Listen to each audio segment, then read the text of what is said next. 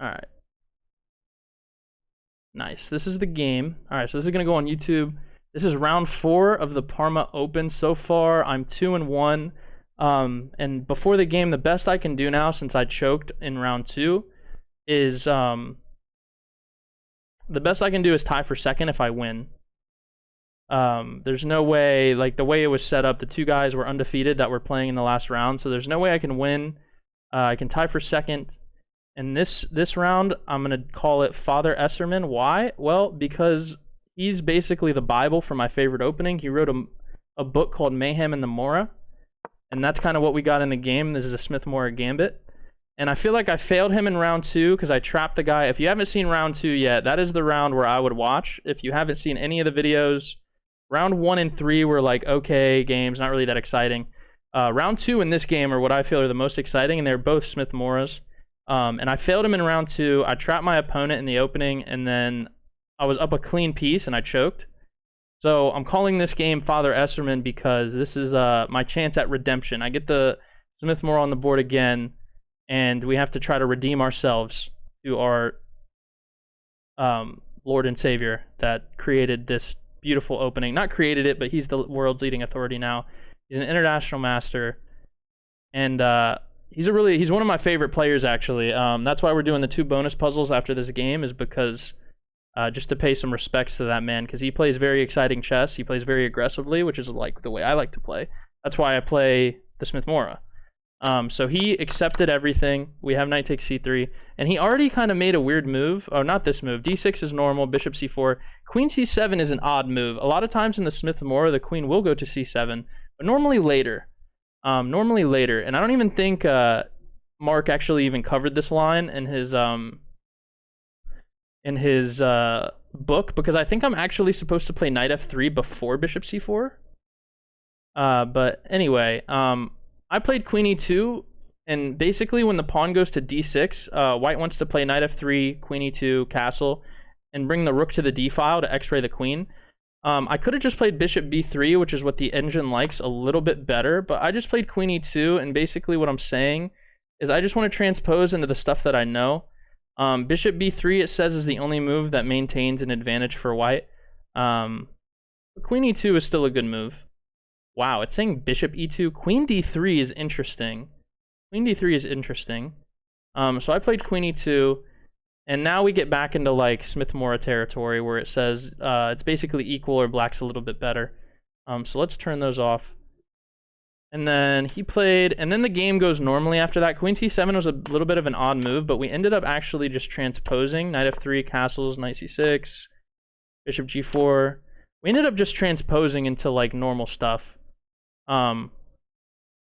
So I think the better move here for me is to just play rook d1 or bishop e3. Bishop e3 will just stop knight d4 stuff in the future, which was played. Knight d4 was played in the game.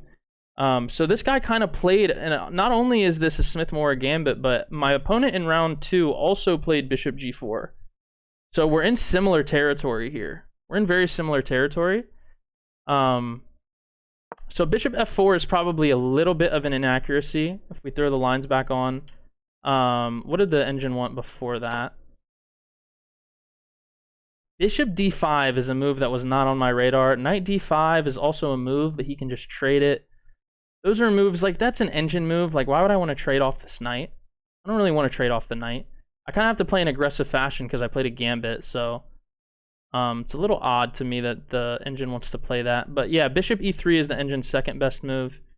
I played bishop f4, and he actually makes a mistake here. So bishop f4 is actually bad because of e5. If you look at the lines here, a6 and e6 are like also moves, but the thing is, so even though the engine says that, in Esserman's book, a lot of times you provoke e5, and then you bring the bishop back to either e3 or g4, and it creates a backwards pawn, which is a long-term liability. Even though the engine says that it's better, there's a lot of lines in Mark's book where you play bishop f4 and you want them to play e5.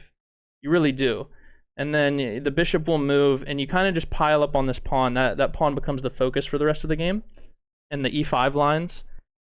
It's a little bit different than a Najdorf, because on a Najdorf, white is not down a pawn, so I don't know. There's like another open line because the pawns were traded. So it's a little bit different than a Najdorf. I know you played an e5 in the Najdorf, but it's just different. It's a different position. So he tried to punish me with knight d4, which looked scary. I thought I had made a mistake here. But actually black is just losing, really. Or not losing, but there's only 2 moves, obviously, so I'm not going to make this like a pause the video moment because the moves are really easy to find. Either you basically have to move your queen, but apparently, if I turn the lines on, bishop b5 check is just +2. This engine is only at depth 20, so it doesn't really, like when I analyze this on a better engine, this move is just, like gives white basically a decisive advantage. And the point behind this move is basically I'm going to play queen d3, but now you have to block. If you take this, and this position was reached on the Lichess database 1 time, and in the game, the player took with the queen because it's a check. Actually, you want to take with the knight because basically what you're saying is I'm hitting your queen, sir, and when you move that queen, I'm gonna play rook to c1, and you're gonna have to play, like, look at the engine now. Look at the engine now. You're basically losing because I'm railing you down the c file, and you haven't even gotten, like, you can't castle out of it. It's just bad. So knight takes. That's the point of bishop b5 check. I looked at it, but I was like, you might just take it. But after knight takes, it's actually crazy. I played queen d3. And even this move has been played before, and when I showed this to my coach, he's a national master, he was like, well, this might not be good because there's the potential to check here and then take this. The point being, if I take, they win my bishop. And this position actually was reached, and black had to resign after bishop b5 check. Because now I'm just winning a piece. So that tactic doesn't work. That tactic does not work. So he took it, and actually the only way for him to really survive this already, and this is why I'm not really too scared of the bishop g4 stuff if you look at the engine, is he actually has to play, like, no human is ever playing bishop e6. Ever. No human's doing that. And if you don't play bishop e6, I mean, rook c8 is also a move because you're piling up on this, so if I take this, you take my bishop, obviously.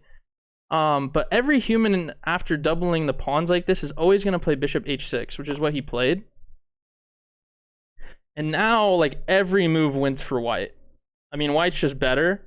The point is bishop e6, you're up a pawn, right? So even though you're going to double your f pawns, you can still survive after bishop e6, even though white will be a lot better.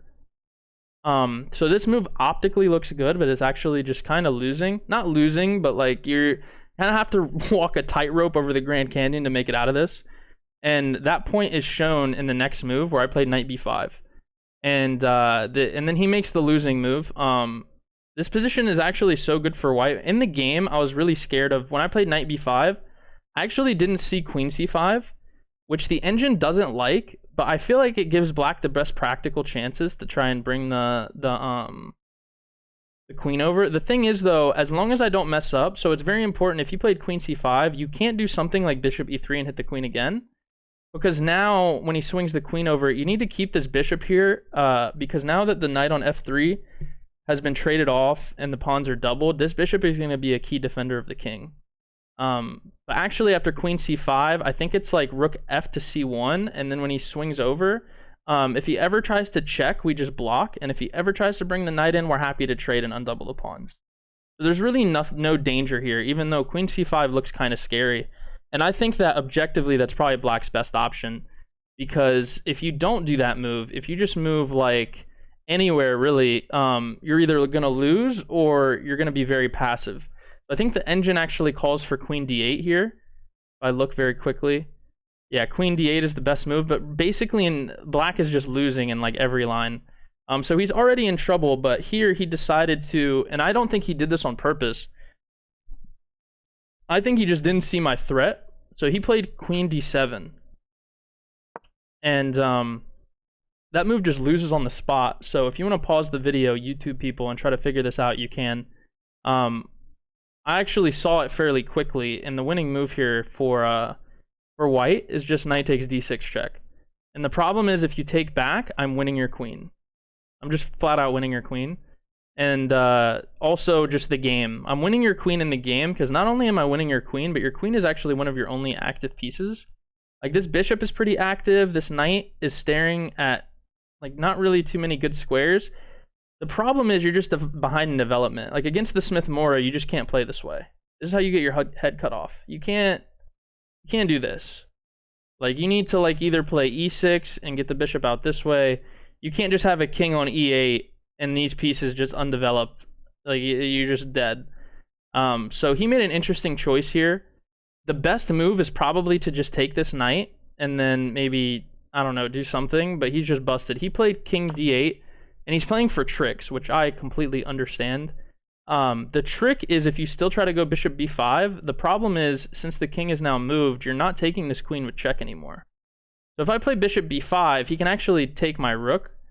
And if we look at the engine here, bishop b5, I'm still winning. But it's like, you know, you don't want to allow this. So I think that move would have been a mistake. Let's turn the lines off. I played knight f. What I calculated is knight f7 check, king moves, and what I had calculated is that I can trade queens here, and I'm just winning. I'm taking the rook, I'm moving my rook out of this, and I'm just winning the game, which is correct actually. The engine I think gives plus 30 if I just trade queens. But then I stopped for a second and I realized that my knight holds this square, my bishop is holding this square. That king is very close to getting just checkmated. Very close to getting checkmated. So I played rook ac1, and then he promptly took my queen. And then this is the beautiful mate. Bishop e6 is actually a double check. It's a discovered check because the bishop moved out of the way. So it's a double discovered checkmate. I've never had that before in my life. Very beautiful mate. I think we made Father Esserman proud with this one. And like when I played this, I thought like rook ac1 was some gigabrain move, like chef's kiss. Like, you know what I mean? Like some gigabrain move. But actually, as it turns out, if I turn the lines on here, like I thought I was so smart. I was like rook ac1. But in actuality, if you look at the engine, literally, and I'm only looking at 3 lines here. When I was on Lee Chess and I was looking at more lines, pretty much every legal move is mate. Every legal move. So I'm sitting here like thinking I'm big brain, and like realistically, I could have played probably any move, and it's just mate. Like the move that I was calculating, trading queens, is probably close to the worst move in the position. Close to the worst move in the position. Because yeah, you're still winning. You're like plus whatever, but like why? You have literally, look at all these forced mates. Any rook to c1 is just mate. Any rook to c1 is just mate. And I actually was kind of cocky with rook a to c1 because when I was calculating this, I was like, well, just in case I'm wrong, don't I want to save this rook? Maybe rook fc1 is just a little safer. Because if I'm wrong and it's not mate, you might be able to win an exchange back or something, you know? But I was so sure that this is just mate, and I couldn't figure out how he can get out of this. Because the only 2 moves that make any sense are taking my queen and taking my rook, and in both cases, bishop e6 is mate. Like, even if he does this, this is still mate because you can't take your own queen. So he chose to took my queen, which I think makes the mate a little bit more beautiful in the way of it's kind of like sacking a queen. And this is one where I did this with a little, like, this is one where I've never done this before, but this is one where I moved the bishop to e6, and I said mate out loud because I was like, there's no way, like I have to. It's so beautiful. I can't just play bishop e6. I didn't want to let him think, oh, maybe I can move my king. No, I literally moved the bishop and I said mate out loud. Like, looked him in the eyes, moved my bishop, mate. Like, straight out of the Queen's Gambit. It was fire. It was really fire. So that's the game. That's where we're going to cut it in for YouTube. And that was a mate in 16 moves. Mate in 16 moves. Very quick checkmate. I went over the game with my opponent afterwards.